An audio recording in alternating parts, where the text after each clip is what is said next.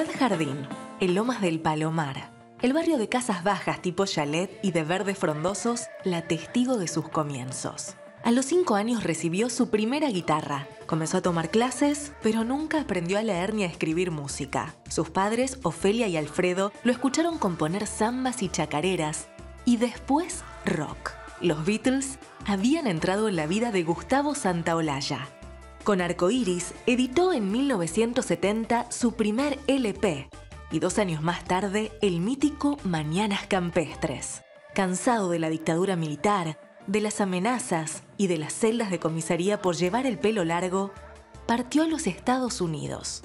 Después de coronarse como uno de los productores musicales vitales para el rock latino de los 90 y de grabar el álbum Ronroco, su historia con Hollywood fue otra. Compuso la música de películas como Amores Perros, 21 gramos, Diarios de motocicleta, Secreto en la montaña y Babel.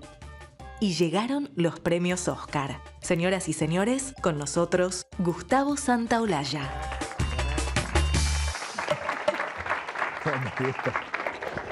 ¿Cómo estamos? Bienvenido. Bueno, qué historia, ¿no? Una historia, sí. Muchos viajes. Muchos viajes todavía hasta el día de hoy. Mucho viaje. Sí.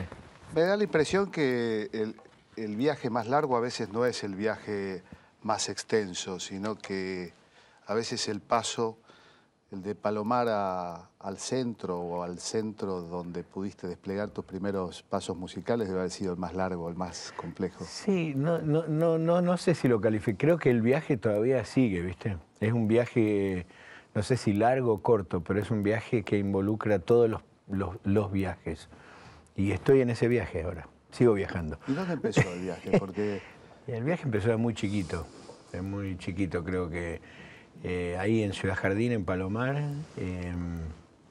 A los 5 años mi abuela me regaló una guitarra de Casa América, una casa de música que no sé si existe todavía. Sí, creo que sí. existe, en Avenida de Mayo. Sí. Era la casa musical, por lo menos la que tenía propaganda. Casa América, y la otra casa que era muy buena, que fue mi segunda guitarra, era la antigua Casa Núñez, que existe todavía. Y de la cual también todavía tengo guitarras y soy cliente, digamos. Pero bueno, empecé a los 5 años a tocar la guitarra. Tuve una profesora que trató de alguna manera de inculcarme la parte académica de la música, y siempre con eso fue muy malo. Tengo que reconocer que fue muy malo. Entonces, a los 10 años, la profesora le dijo a mi madre: su oído es más fuerte que mi música. Teníamos así grandes encontronazos porque ella me quería que yo aprendiera a leer y yo no aprendía. Me resultaba más fácil memorizar las cosas que aprenderlas a leer. Y finalmente abandonó, o sea, se fue, y justo ahí, a partir de los 10 años, empecé a escribir mis primeras canciones, empecé a acompañarme un poco, a cantar, y más o menos cuando tenía entre los 12 y los 13, siempre fue, en mi casa se escuchaba mucha música. Ninguno, ni mi padre ni mi madre eran músicos, pero eran muy aficionados a la música y compraban muchos discos. Entonces crecí escuchando todo tipo de música. Eran los tiempos del combinado, ¿no? Exacto, ¿no? Sí. La gente, bueno, los chicos creo que no saben lo que es la palabra combinado. Claro, tenía radio y el tocadiscos, digamos, y yo crecí escuchando mono, no escuchando estéreo, escuchando claro, en mono, claro. Sí. Que de hecho, bueno, todos los discos, el primer disco de Arcoíris venían esas dos versiones, o sea, mono, pero era como mono compatible, ¿no? O estéreo compatible. Y cuando se hizo la reedición en CD, se reprodujo la tapa, y si vos mirás la tapa del Play Rosa Arcoíris, arriba dice mono en el costado. Claro, el estéreo nos sorprendía porque el que se compraba un equipo Grundig, por ejemplo, sí. O Audina, que eran las dos grandes marcas alemanas, toda la primera etapa era sentarse y te mostraba, ¿ves? Mira, ahí sale...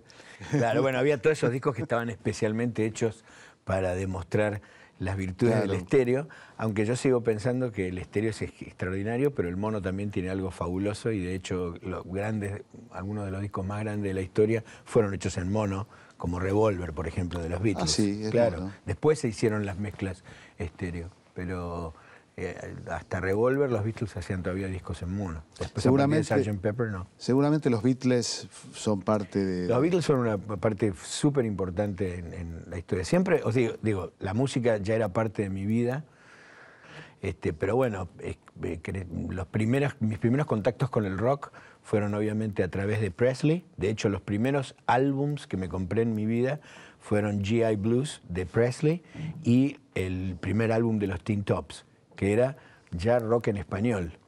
O sea, ese término rock en español es muy gracioso porque después se utilizó mucho en todo lo que fue la movida, en donde creo que he sido parte de alguna manera impulsar una música que tiene que ver con ese folclore mundial de los jóvenes que es el rock, pero hecho con una identidad nuestra, que en Estados Unidos se llamó rock en español.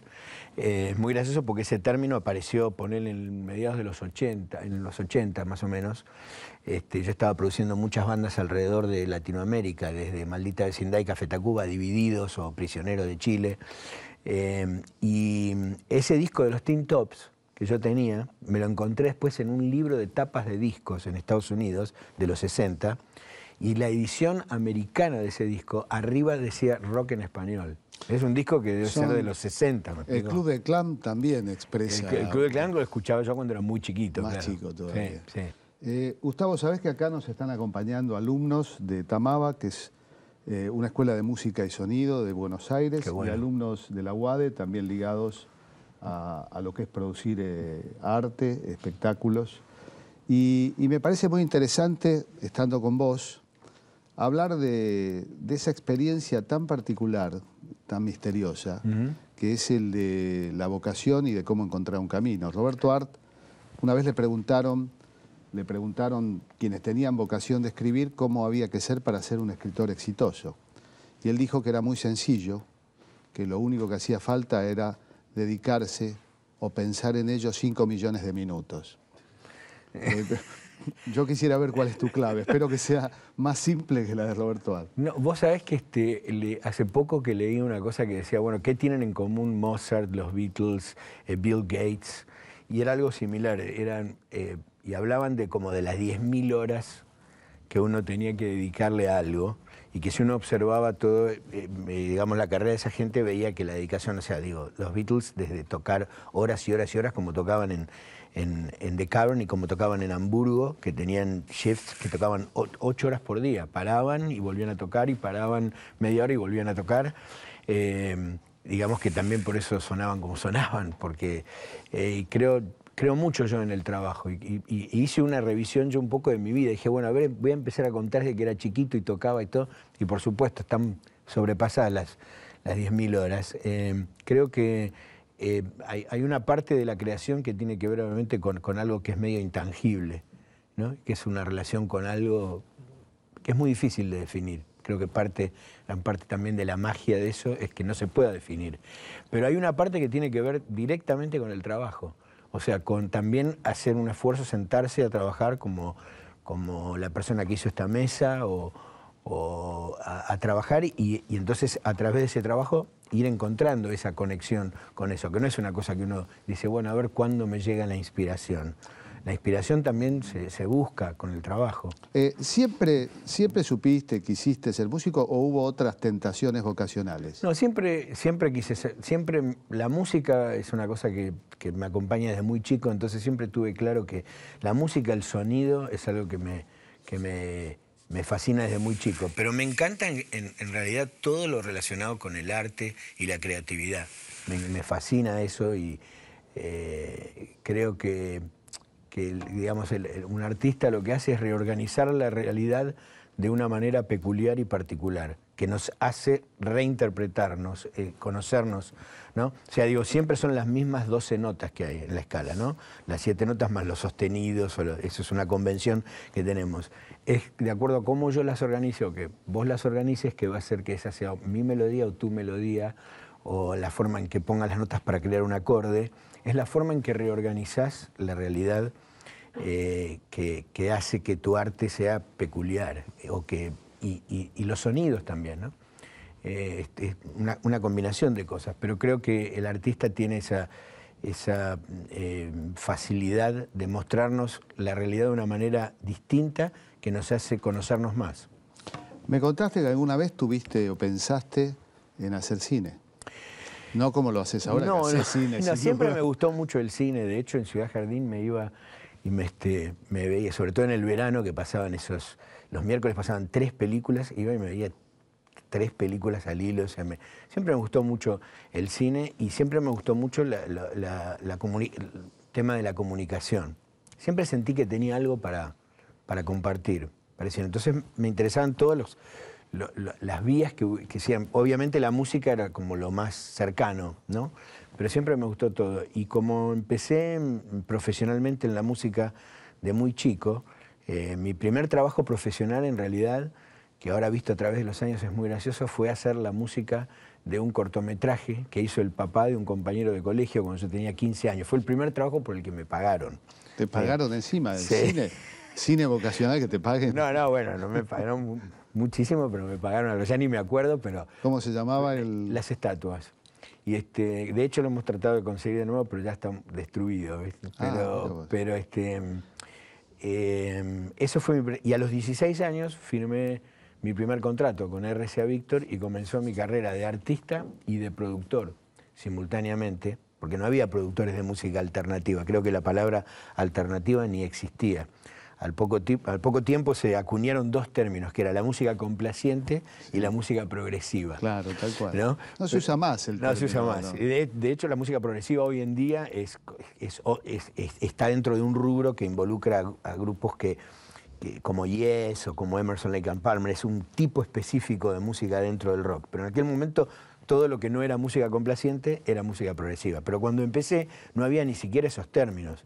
Pero lo que sí no había tampoco eran productores o gente que entendiera el tipo de música que nosotros queríamos hacer. Cuando digo nosotros me refiero a toda esa generación de gente como Luis Alberto Spinetta, como Javier Martínez, como todos los que venimos de aquella época, ¿no? Lito, que es nuestro padrino de alguna manera, Lito Nevia, es el que comenzó a cantar esa música, pero en castellano, en español. Entonces comenzó ahí también, siempre me interesó el arte de hacer discos, ¿viste? Hay una cosa que es componer una canción, otra cosa que es arreglarla, interpretarla, y otra cosa es convertir a eso en un disco. Eso es un arte en sí mismo, llevar eso a un disco. Por eso no es, antes, originalmente cuando comenzaron las grabaciones, básicamente lo que hacían era poner un grupo musical y registraban lo que hacían. A partir precisamente de la posibilidad de grabar del multitrack y de todas esas cosas, de hecho los Beatles en un momento dado dejaron de tocar en vivo y se convirtieron en artistas de estudio. Y creaban, el estudio tenían como una herramienta, George Martin, que es uno de mis ídolos, el productor de los Beatles. Entonces siempre me interesó esa parte, tanto como la de composición y tanto como la parte del artista, me interesaba la parte de la producción artística, de la producción de una grabación, y comencé las 2 cosas paralelamente, o sea, como artista. Entonces a los 16 años ya hacía discos, iba a la escuela secundaria, me iba muy bien en la escuela, siempre me fue muy bien en la escuela. Mis padres siempre me apoyaron muchísimo con lo de la música también, aunque creo que para ellos era más apoyarme pensando que era un hobby. Creo que en el momento en que les dije que me quería dedicar a la música fue un momento conflictivo, pero cuando termino el colegio secundario, que ya pasaban mis temas en Modarte en la Noche, claro, todo eso, estoy para hacer el primer álbum de Arcoiris, y pensé, bueno, qué buen momento, ya la banda la tengo andando, puedo seguir con la banda y meterme a estudiar cine ahora. Y en ese momento no pude estudiar cine porque algunos de aquellos gobiernos militares que tuvimos, cerró el instituto, cerró la escuela de cine que estaba en La Plata. Entonces decidí ir a estudiar, aunque si bien eran disciplinas muy diferentes, pero tenían que ver también con la comunicación masiva, me fui a estudiar televisión a El Salvador. Y ahí tengo también una anécdota bastante divertida, porque yo ya tenía el pelo largo, tenía barba, bueno, empecé a ir Era una apariencia subversiva. Era una apariencia totalmente subversiva, y entonces un día pidió hablar conmigo, que me quedara después de clase, un profesor de sociología, ¿no?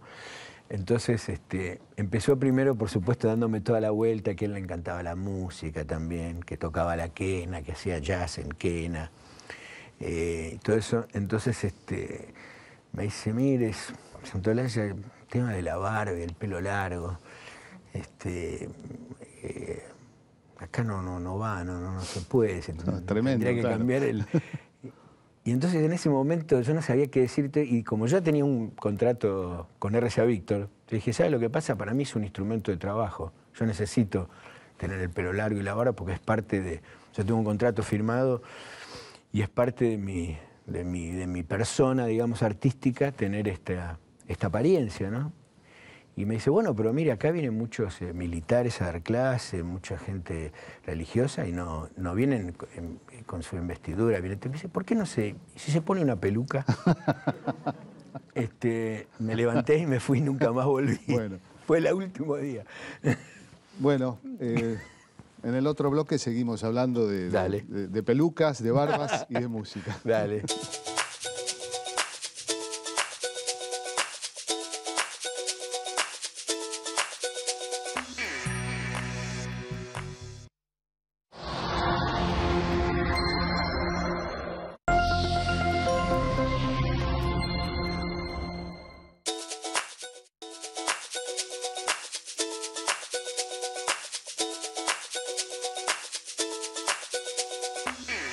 Estaba pensando, me quedé con lo de la barba, porque yo estudié cine en aquellos días y yo encontré otro argumento. Yo me conseguí un amigo dermatólogo, un certificado médico, que me dijo que explicaba que yo no me podía afeitar, que tenía un problema clínico. Muy bueno. Igual uno no se afeitaba y la sospecha existía. Exacto, sí, igual era mal visto. Sí. Es increíble, ¿no? Porque yo estoy viendo acá todos los chicos que están y yo creo que les debe resultar como parte de una cosa inconcebible que exista un país donde ese tipo de cosas... Donde teníamos el pelo largo y nos lo teníamos que meter adentro, cada vez que salíamos a la calle, adentro del saco de la camisa para que no se viera que teníamos el pelo largo, porque si no, un falcon que daba vuelta a la esquina te podía parar y... ¿No te llevaron preso alguna vez por...? Me llevaron muchas veces preso desde los 16 años. ¿Por el pelo? Por el pelo, por tocar en los conciertos.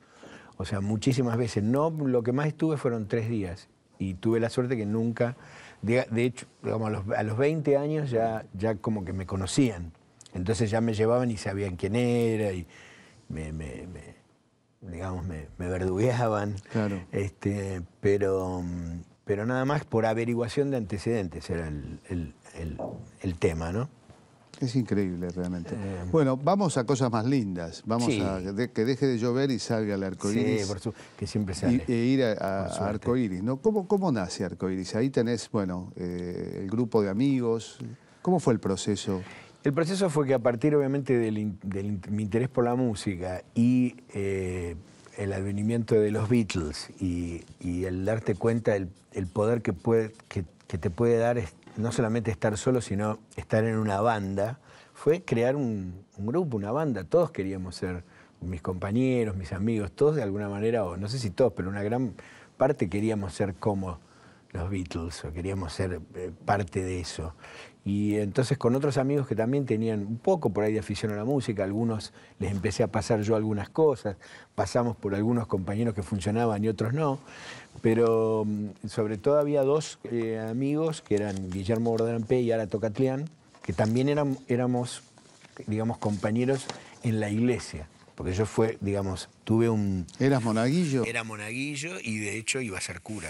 O sea, tenía una vocación de ese tipo. Después tuve un conflicto con la iglesia muy grande a los 11 años, en donde fui y le planteé una serie de cosas al cura, al párroco, y llamaron a mis padres y me querían exorcizar y todas esas cosas. Porque yo decía que si Dios es infinitamente bueno y todopoderoso, no podía existir, si era infinitamente bueno, no podía existir el castigo eterno. ¿Cómo va a condenar a alguien eternamente Dios si es infinitamente bueno? Por la eternidad, ¿viste? Es el punto de partida de alguno de los grandes dilemas filosóficos. Bueno, que está planteando. Bueno, y la otra era, si Dios es todopoderoso, es infinitamente bueno y todopoderoso, cómo es que existe el demonio, ¿no? Cómo es que existe el diablo, cómo es que existe el infierno. Y si Dios es todopoderoso, infinitamente bueno, y permite que exista el demonio, ¿no será que el demonio es un empleado de Dios, que el demonio trabaja para Dios, que está en el salario de Dios, digamos? Entonces, claro, tenía 11 años y no gustó mucho. Yo creo que las detenciones policiales posteriores tuvieron que ver con ese diálogo, no sé, sospecho. Pero llamaron a mis padres, todo, y mi viejo... No era solo el pelo, No, mi viejo, que era un tipo increíble, eso ha sido una gran inspiración en mi vida, me dijo, no, escúchame, si no lo sentís vos eso, no tenés ni que ir, ni hacer más nada, nunca hubo ningún problema, y a partir de ese momento, digamos, terminó mi relación con la religión católica, con la religión en general. Pero me parecía que no del todo, porque de alguna manera en Arco Iris hay una impronta mística. Por supuesto. Por eso te comentaba que desde el principio, de muy chico, hay una conexión. Digo, creo que la música es una cosa que te conecta, ¿viste? Con una cosa, eso de lo intangible, sí, ¿no? Entonces,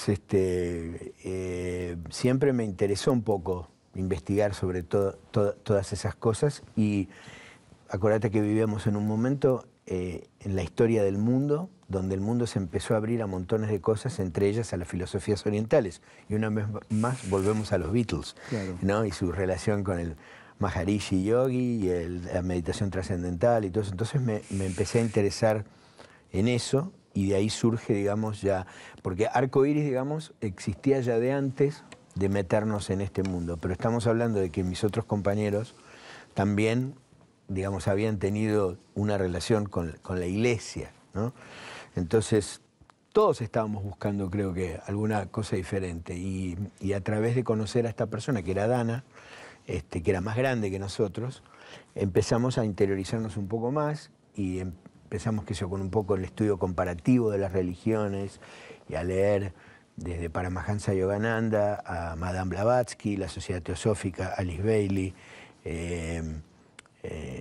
Ramakrishna, cosas que me fueron abriendo mi cabeza hacia otros lugares. También, después de un tiempo, ahí yo creo que también eran años muy, muy importantes, y yo sentí que ese grupo también adolecía de problemas que muchas veces este tipo de grupos adolece. Entonces tenía características medias de culto, existían cierto tipo de cosas a nivel de disciplina, que yo soy una persona muy disciplinada y desde muy chico fui educado de esa manera, pero creo que hay una disciplina y hay otra cosa que se excede de la disciplina y se convierte en una cosa media facha. Sectaria. Y sectaria, y aparte comenzó mi proceso, digamos, de politización a un nivel, sin pertenecer a ningún partido, pero sí viendo y recibiendo información y cosas que no compartía con el grupo, que las tenía yo dentro, y finalmente había lecturas que no se podían tener. Una de ellas precisamente es alguien que fue muy importante para mí también en mi camino y en mi búsqueda, que fue Krishnamurti.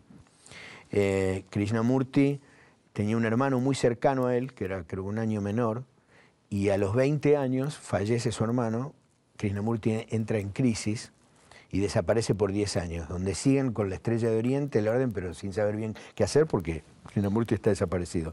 Cuando aparece a los 30 años de nuevo, dice: no existen los gurúes, no existen los maestros, el maestro está dentro tuyo, el gurú está dentro tuyo. Por supuesto, esas lecturas no eran bien vistas en Arco Iris, pero tuve la suerte de una vez verlo a Krishnamurti en Ojai, era una persona totalmente normal, no, ni vestía de túnica, ni nada, camisa, pantalones, y bueno, fue un paso muy importante en ese camino. Él siempre decía, les recuerdo, cada tanto decía, les recuerdo que yo no estoy enseñando nada, no estoy diciendo nada, yo soy el interlocutor, estamos pensando juntos. Yo soy el que habla, pero estamos pensando juntos. Era muy, muy... ¿Qué puntos de contacto me aparecen con un filósofo italiano, Gianni Vattimo, que plantea el pensamiento débil, ¿no? O sea, es lo contrario de una metafísica, para decirlo de algún modo. Pero nos salteamos un viaje. Dale. Estados Unidos, porque todo esto que estás contando no transcurre ni en el Palomar ni en Buenos Aires. No, de hecho, la visita a Ojai a Krishnamurti digamos, pasa cuando ya me mudé a Estados Unidos, y eso pasa en 1978.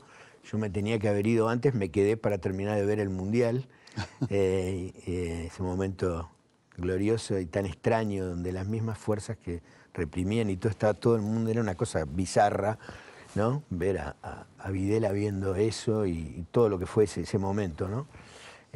Pero bueno, ya no aguantaba más, o sea, la pasaba muy mal, tenía también amigos que ya no estaban y vivía realmente con temor y aparte con un techo, ¿viste? No sé si se acuerdan de esa película Being John Malkovich, Saint John Malkovich, esa especie de medio piso, sí, donde la gente, yo me sentía así, totalmente. Entonces sentía que creativamente, humanamente, a nivel persona, me sentía de esa manera y tenía necesidad de empezar también de cero. Quería seguir creciendo, quería seguir aprendiendo y quería seguir aportando cosas. Y realmente lo que nunca supe era la conexión que iba a tener esa decisión de haber ido a Los Ángeles, porque en el momento de decidir partir, digamos, de alguna manera, sin partir porque nunca creo que me fui. O sea, de Ushuaia a La Quiaca lo hice cuando ya estaba residiendo en Estados Unidos. Nunca me fui, pero digamos, el hecho de moverte, digamos, físicamente a otro lugar y empezar a hacer una base en otro lugar, también hubo que decidir a dónde me iba, a Europa o a Estados Unidos. Esa es la primera, ¿no? ¿A dónde voy? ¿Para Europa o para Estados Unidos? Y yo había tenido oportunidad de estar en los dos lugares ya antes, y de Europa decía, bueno, está muy bien y todo, pero es como que ya hicieron todo, ya está hecho. Nuestra cultura de nuestro tiempo, o sea, los blue jeans, los autos, la televisión, la guitarra eléctrica, todo eso es la cultura de nuestro tiempo, viene de Estados Unidos. La música, si bien los Beatles eran una gran influencia, vienen en Inglaterra, ¿qué escuchaban los Beatles? La música americana, querían hacer música R&B, querían hacer música country, querían hacer música negra. El rock, ¿de dónde sale? Del choque de la cultura afroamericana con la cultura de los country white boys, y de ahí sale el rock, el blues, el jazz. Entonces, salvo algunas baladas muy características de cierta época, del disco blanco, por ejemplo, que tiene ese toque inglés de los años 30. Claro, correcto. Pero, digamos, me decidí por Estados Unidos. Después en Estados Unidos hay que decidirse dónde. ¿A New York? O sea, ¿la costa este o la costa oeste? Y la costa oeste tenía todo la parte del hipismo que me interesaba, aunque nunca fui un hippie, porque en Arcoíris llevábamos una vida muy disciplinada, entonces teníamos el pelo largo y barba, pero éramos hippies disciplinados, digamos. Pero decidirme ahí, aparte por un tema de clima y por un tema económico. Y porque tenía una pareja de amigos ahí en ese momento, Gabriela y Edelmiro Molinari, que nos recibieron a la que era mi mujer en ese momento, a Mónica y a mí, y nos dieron una gran mano. Y por eso decidí irme ahí, pero no sabía en ese momento lo importante que iba a ser estar en Los Ángeles, que Los Ángeles se convirtió de alguna manera en un lugar donde me podía conectar con todo el movimiento de música alternativa de Latinoamérica. Mucho más que Miami, que es un lugar mucho más trivial y ocupado por otro tipo de intereses musicales, ¿viste? Y tampoco iba a saber que iba a terminar conectado con el mundo del cine, sin necesariamente estar conectado con el mundo hollywoodense. Porque me causó mucha gracia que una vez hice una tapa de una revista que decía el rey de Hollywood, no sé cuánto. Y en realidad ninguna de las películas que yo hice representan el status quo de Hollywood, para nada. Son películas de alguna manera anti-hollywoodenses. Yo pensaba, ¿no?, que los argentinos somos recién llegados, somos en general hijos, nietos y bisnietos, la mayoría de inmigrantes. Pero también hemos producido un fenómeno muy interesante que es el de la emigración. Y este fenómeno tiene distintas caras, pero en general el emigrado argentino es como ahorrando esa parábola de Troilo, ¿cómo me voy a ir si siempre estoy volviendo? Exacto. Y creo que hay algo que me gustaría hablar con vos, que tiene que ver cómo en Los Ángeles, yo viví 3 meses en Los Ángeles, mucho menos que vos, es una ciudad muy difícil de entrar. Ahora es una ciudad que tiene es distinta a Miami, como decís, pero que tiene un mundo latino también y que tiene... A mí me gustaría... Es la segunda ciudad con más mexicanos en el mundo, claro, después del Distrito Federal. No es ni Guadalajara ni Monterrey, es Los Ángeles, la segunda ciudad con más mexicanos en el mundo. Que además se pronuncia de 3 maneras, ¿no? Los Ángeles, Los Ángeles y hay otra más que no sé. ese territorio LA. español que fue, bueno, apropiado luego por... A mí me interesa mucho cómo se consolidó tu identidad argentina, porque, bueno, ¿qué pasó ahí? Vos trabajaste como productor con muchos grupos, Café Tacuba, Dividido, Molotov, Julieta Venegas. Sí. Pero ¿qué pasa? Y tu vuelta a la Argentina en esta experiencia magnífica que es de Ushuaia a La Quiaca. Desde muy chico tuve, digamos, la inquietud de sondear en el tema de la identidad y me acompaña hasta el día de hoy. O sea, ver bien quiénes somos, de dónde venimos, y me parece que eso es muy importante transmitirlo en lo que uno hace. Con Arcoiris, digo, porque viene desde ahí, yo me di cuenta e identifiqué que había un movimiento mundial, que era el rock, y la música alternativa, que era una música que teníamos los jóvenes, que era una especie como de folclore de los jóvenes del mundo, para poder expresar en nuestra visión, quizá muchas veces nuestra insatisfacción con el orden establecido, pero era también muy consciente que era importante a esa música imprimirle una identidad. O sea, a mí no me servía hacer una música con canciones como la de, no sé, hoy sería como de U2 claro. O de Coldplay, pero primero fue cantar en español. Pero tampoco servía hacer como un tema de Coldplay, pero cantado en español. Había que cantar en español o en castellano y había que tocar también, para mí, en español. Entonces, ahí es donde viene mi interés en la fusión con el folclore, en la utilización de instrumentos y timbres que tienen que ver con la Argentina y con Latinoamérica. Siempre tuve también esa visión, a partir obviamente de Guevara, de Bolívar, de todo eso, de una visión latinoamericanista, digamos. Y traté de aplicar eso en la música. En aquel momento la inteligencia del rock no se copaba mucho con eso, ¿viste? O sea, decían, ¿cómo van a tocar una chacarera con guitarra eléctrica? O sea, ¿cómo van a hacer un charango? Eso no es rock.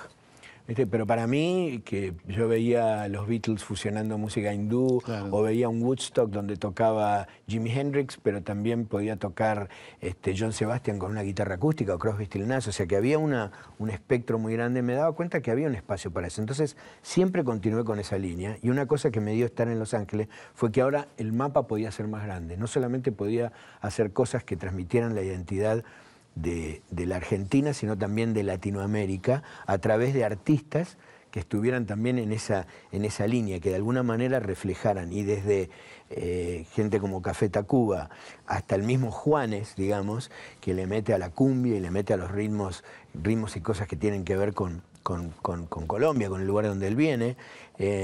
Digamos, siempre me interesó Oversweet, que se metía con la murga claro. y con el cuartetazo y con todas esas cosas. Y con la hinchada de fútbol también. Con la hinchada de fútbol, con todas las cosas que muestran quiénes somos. Entonces, en esa búsqueda, en un momento, yo al único artista que producía, aparte de mis proyectos, yo producía nada más que Arcoiris, después, bueno, Soluna, que fue justo lo que hice antes de irme, después Wet Picnic, que era la banda que tenía en Estados Unidos, y a León. El único artista que producía fuera de eso era mi hermano del alma, que es León, que lo conozco de los 20 años. Que ya transitaba esa búsqueda mestiza, ¿no? Exacto. Entre folk y lo nuestro. Exactamente. Y precisamente es con León que nos embarcamos en hacer este proyecto maravilloso que cambió mi vida porque es después de ese proyecto que pasaron dos cosas trascendentales.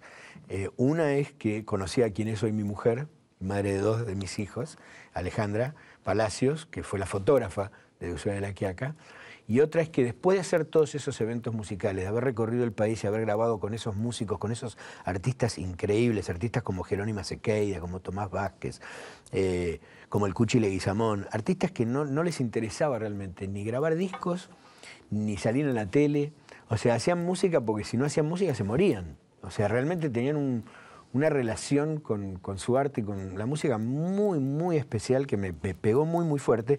Y ahí es cuando vuelvo a Estados Unidos y me decido a, digamos, salirme un poco del foco de luz y poner mi talento al servicio de otra gente y empiezo a producir.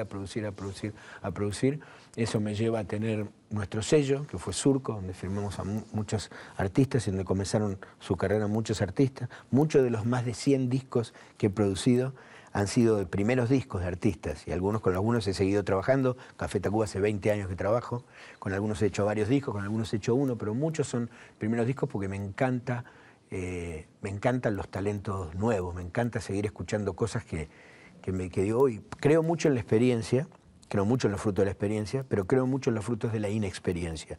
La inexperiencia te hace tomar un camino que una persona que tiene experiencia no lo tomaría.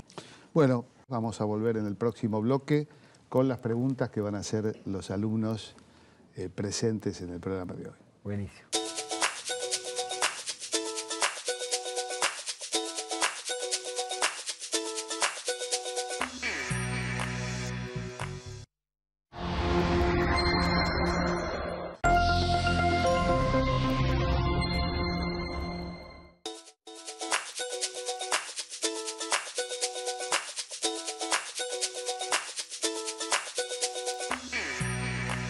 Un escritor que admiro dijo que lo nacional es lo universal visto con ojos propios. Vos te paraste ahí en Los Ángeles y viste con ojos argentinos lo universal, sin duda. Y ese es el viejo, pinta todo el día y pintarás el mundo. Claro, ¿no? tal cual. Bueno, ahí viene tu relación, el trabajo con el cine y el famoso, el remanido Oscar que te debe... que nunca hablaste del tema. Los Oscar, porque lo más alucinante de todo es no haberse ganado un Oscar, sino haberse ganado dos y seguidos. Porque hasta el día de hoy ni yo me lo creo, ¿viste? O sea, es... para mí fue realmente algo, o sea, maravilloso, porque fue muy difícil, ¿eh? No fue tan fácil. O sea, la Academia de Hollywood, que son como 4.000 personas, tiene ramas. La rama que me compete a mí es la rama de la música, que serán unos 300, que la mayoría son compositores clásicos frustrados. Todos esos querían ser como Mozart y querían ganarse Oscars, y no les cayó muy bien, viste, que yo no supiera ni leer ni escribir música.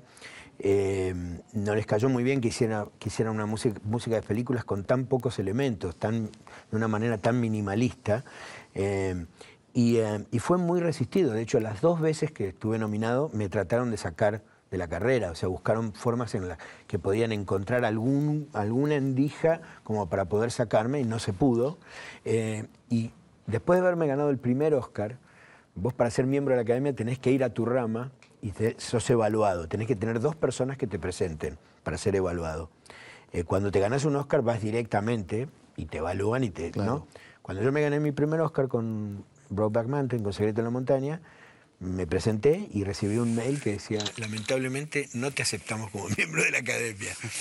Cuando me gané el segundo... Están los Salieri de Charlie y los Salieri de Santolaya, seguro. Y ahora si ves algunas películas decís, uy, mira, este es uno que se ve que le pusieron la música porque cuando editan las películas ponen música temporaria, se llama temp music, y se ve que mucha de esa es mía y después tipos tratando de hacer eso, ¿no?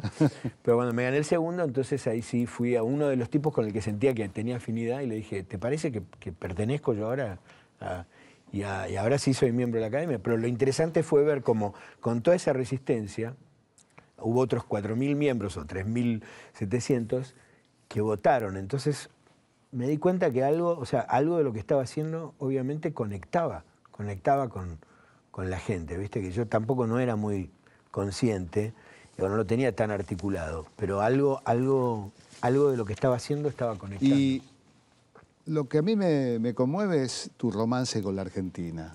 El modo fuera Adoro de broma, la Argentina. Fuera de broma, el modo en que está presente en tu identidad musical, está presente en tu corazón, está presente en que estés trabajando aquí, está presente en que estés haciendo la música de la película de Néstor Kirchner, y estuvo presente la camisa blanca y la corbata celeste cuando recibiste. Y la camisa blanca y el moño celeste la segunda vez. Y no tenías abajo la camiseta de la selección, me imagino. No, pero voy a confesar una cosa, tenía un calzoncillo con el número 10. La segunda vez, porque esa había que, con la mano, ¿viste? Como sea, era imposible era. Hay que jugar con ese calzoncillo, ¿eh? Imposible. De verdad, ¿eh? La verdad que esto... ¿Y dónde se compran? Porque creo que... Me lo compré en Europa. En Europa. Sí, porque en realidad creo que era como de la selección, era como azul, celeste, pero no celeste como el nuestro, pero tenía un 10, ¿viste? Y era como azul y blanco, no era de rojo ni amarillo. Entonces, bueno, era lo más cerca. Y de hecho, bueno, tenía mi camisa y mi moñito celeste. Pensabas en que te estaba mirando la Argentina, ¿no? Por supuesto. Bueno, no sé si pensaba. Tenés un super yo argentino. La Argentina, pero pensaba en la Argentina porque soy parte de la Argentina, o sea, lo tengo conmigo, nunca me lo olvidé. Yo creo que hay una Argentina, hay un mapa de Argentina más grande que el que vemos, ¿viste? Sí, claro. Que se conforma por muchos argentinos que o se han tenido que ir o se han ido, pero que no han perdido su identidad. Hay muchos que la pierden, los conozco también, ¿eh? Hay muchos que la pierden y se convierten, se norteamericanizan. No digo se americanizan porque América, siempre le digo a los norteamericanos, a los estadounidenses, les digo, a mí en mi país me enseñaron que América era un continente, no un país, porque ellos dicen América y piensan en ello, ¿viste? Pero América va de Alaska a Tierra del Fuego, ¿viste? Mi hermano vive en Fort Worth y allí conocí un rabino, el rabino de Fort Worth, que es argentino, de Villa Crespo, y que fanático del tango, del rock, de nuestro rock, del rock de nuestra época. Así que eso es una prueba, digamos, de que hay una diáspora argentina también. Exacto, y que es muy bueno también y que es muy, sobre todo, los argentinos que están afuera y pueden tener intercambio, es muy bueno porque es como tener emisarios y también gente que te trae cosas. O sea, siempre, digamos, por lo menos en mi caso, he tratado de compartir todo lo que he aprendido. Trato de alguna manera de también venir y compartirlo con la gente de donde yo vengo. Bueno, Gustavo, como avisamos, están presentes alumnos de Tamaba, Escuela de Música y Sonido, y de la UADE, que son quienes te van a hacer preguntas. Buenísimo. Ya hay una pregunta por allí. Sí, Gustavo. Sí. Todo lo que tocas parece convertirse en oro. Ahora, lo que quiero saber es, ¿cuál dirías que es el secreto de tu éxito? Bueno, no todo se convierte en oro, pero yo creo que me he asociado parte del éxito, el reconocimiento, ha sido asociarme con artistas que tienen para mí una gran visión. Ha sido saberme asociar con gente, artistas que traen algo distinto a la mesa, artistas con los que he podido establecer una relación y una disciplina de trabajo en la cual hemos acordado. Creo que todo eso hace para que los discos, los productos, las películas con las que estoy involucrado sean, digamos, productos o sean obras con las que la gente se ha conectado. Creo que es muy importante el tema del trabajo y es muy importante el tema de la visión también. Eso sería parte del secreto. Hay otra pregunta. Sí. Sí, Gustavo. En realidad 2 preguntas sobre el tango. Háblame de Bajo Fondo y Café de los Maestros. Bueno, el tango para mí era como una especie de asignatura pendiente, porque con ese tema de la identidad y de la búsqueda de hacer una música que representara quiénes somos y de dónde venimos, siempre me relacioné más con el folclore. No solo con el folclore argentino, sino con el folclore de Latinoamérica. El tango siempre, digamos, estuve conectado con el tango porque crecí con mi viejo cantando tangos todas las mañanas mientras se afeitaba, o escuchando tangos en la tele o en un colectivo. O sea, forma parte de nuestro paisaje sónico desde chico, formó parte por lo menos. Pero siempre le tuve mucho respeto. Me di cuenta que era una música muy popular por un lado y muy sofisticada. Y entonces, en esa búsqueda de la identidad, siempre supe que en algún momento de mi vida me iba a acercar a eso. Y en mi caso en particular, porque hay mucha gente joven ahora que está haciendo tango y que me encanta, pero en mi caso particular pasó también un poco con la edad. Como que algo tiene que ver con un poco del camino recorrido y la vida como para poder hacerlo. Y tomé, lo primero fue hacer Bajo Fondo, que es un grupo argentino-uruguayo, que comencé con mi socio creativo, que fue Juan Campodónico, y hoy en día ya somos todos de alguna manera una banda. Se convirtió en lo que empezó como un proyecto discográfico, se convirtió en una banda, con la intención de hacer una música contemporánea del Río de la Plata. Y de la misma manera que pasó con León, que empezamos a hacer esa fusión y con Arcoiris, y esa fusión de fusionar el folclore nos llevó en un momento a tener necesidad de conectarnos con las raíces verdaderas de dónde venía esa música, y nos llevó a ser de Ushuaia a La Quiaca. Haber empezado con Bajo Fondo me llevó a tener necesidad de conectarme con la esencia, con lo más esencial del tango.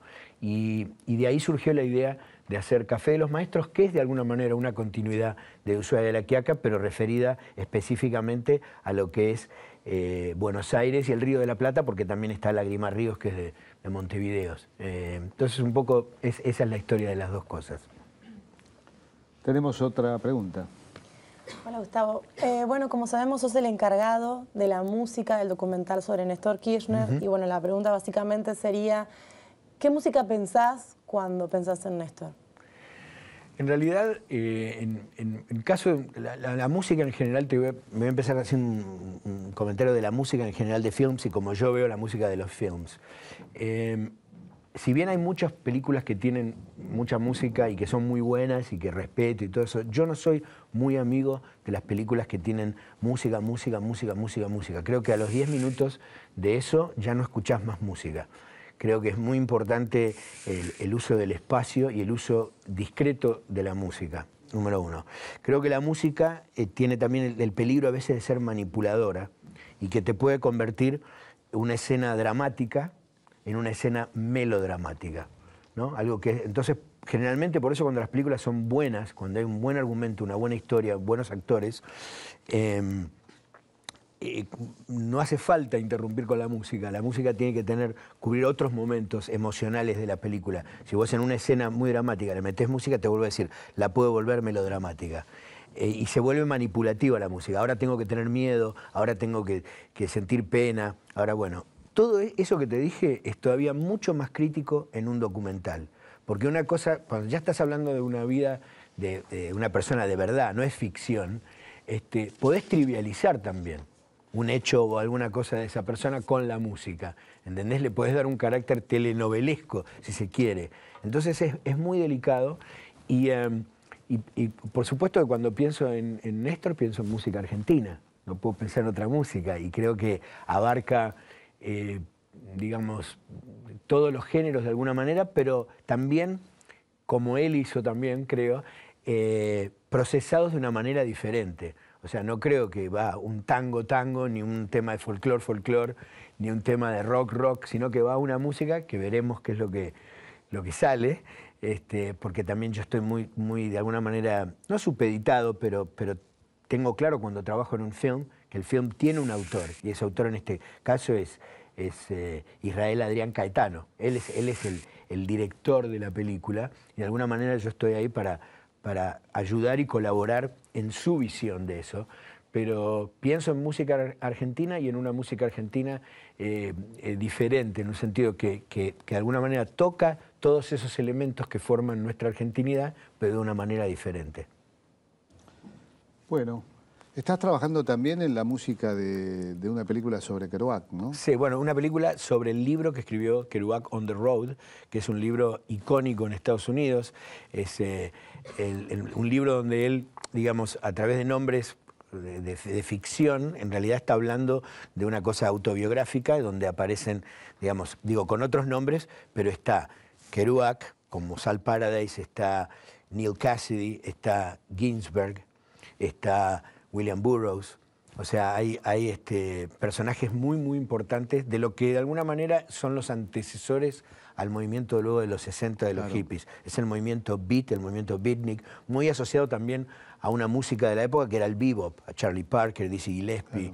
La búsqueda también es la época en que Ginsberg se va a Tánger, va a África, la apertura a las filosofías orientales, todo ese momento que precede un poco a los 60. Es la época de los 50, donde había una necesidad muy grande de la gente de viajar y de salir a ver el mundo, donde no alcanzaban los National Geographic, ¿no? Digo, le pasó a Kerouac y a Neal Cassidy y a Ginsberg, y le pasó a Ernesto Guevara y a Granado. E ir a las periferias del mundo. Claro, de subirse en una moto o en un auto y salir. Y de alguna manera pienso que lo de Ushuaia de la Quiaca para nosotros con León fue un poco eso también. Fue nuestro road, nuestro on the road y nuestro diario de motocicleta. Tu viaje de Siddhartha también un poco, ¿no? Bueno, la verdad, Gustavo, hemos hecho un viaje, ¿no? De Ciudad a Jardín, el Palomar, a Los Ángeles, de Ushuaia a la Quiaca, de Néstor Kirchner a Kerouac.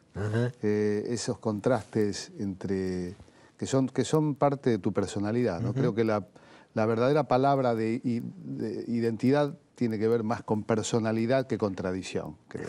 Y darte las gracias. No, Ha gracias a sido vos, Jorge, y a hermoso todos viajar con vos. Bueno, y muchas gracias a todos. Muchas gracias a ustedes también.